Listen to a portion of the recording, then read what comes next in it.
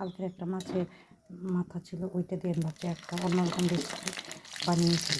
দেখো মাছের মাথাটা যেহেতু কালকে তাহলে অবশ্যই ভেজে নিই। ওই মাছের মাথা ভাজা করে পেঁয়াজ কুচিটা দিয়ে দিলাম। পেঁয়াজটা আমার লাল লাল করে ভাজা হয়ে গেছে। পেঁয়াজের মধ্যে দিয়ে দিলাম আলু দিয়ে আমি আরও অল্প নাড়াচাড়া করে নেব। সবজিটা দিয়ে দিলাম। এখানে আছে ভোল, ভিটা, কাঁকরোল আর এখানে আছে ঢেঁড়স দিয়ে সব একসাথে আমি ভালোভাবে ভাজা করে নেব। দিয়ে দিলাম টমেটো কুচি, দিয়ে দিলাম লঙ্কা, দিয়ে স্বাদ মতো নুন, স্বাদ মতো হলুদ দিয়ে আমি এটাকে আবার ভালোভাবে নেড়ে নেব। ভাজিয়ে রাখা মাছের মাথাটাও আমি দিয়ে দিলাম, দিয়ে আর অল্প আমি কষিয়ে নেব। বন্ধুরা, আমার মাছের ছেঁচকি রেডি। তোমাদের যদি ভিডিও ভালো অবশ্যই দেখো। আর কি গরম গরম ভাত পারো আর ফু দিয়ে খেয়ে নাও। বাস টাটা।